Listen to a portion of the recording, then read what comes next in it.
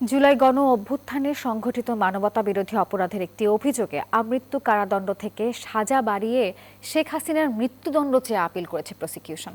সোমবার দুপুরে বিষয়টি জানান প্রসিকিউটর গাজী এম.এইচ. তামিম। জানান, আমৃত্যু কারাদণ্ড থেকে সাজা বাড়িয়ে শেখ হাসিনার মৃত্যুদণ্ড চেয়ে সুপ্রিম কোর্টের আপিল বিভাগে আপিল করা হয়েছে।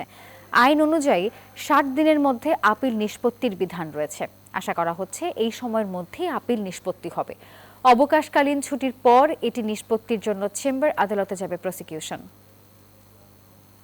প্রসিকিউশনের পক্ষ থেকে সাবেক প্রধানমন্ত্রী শেখ হাসিনা এবং আসাদুজ্জামান খান কামালের বিরুদ্ধে প্রদত্ত সেই আমৃত্যু কারাদণ্ডকে মৃত্যুদণ্ডে পরিণত করার জন্য আপিল বিভাগে অর্থাৎ সুপ্রিম কোর্টের আপিল বিভাগে একটি আপিল দায়ের করা হয়েছে।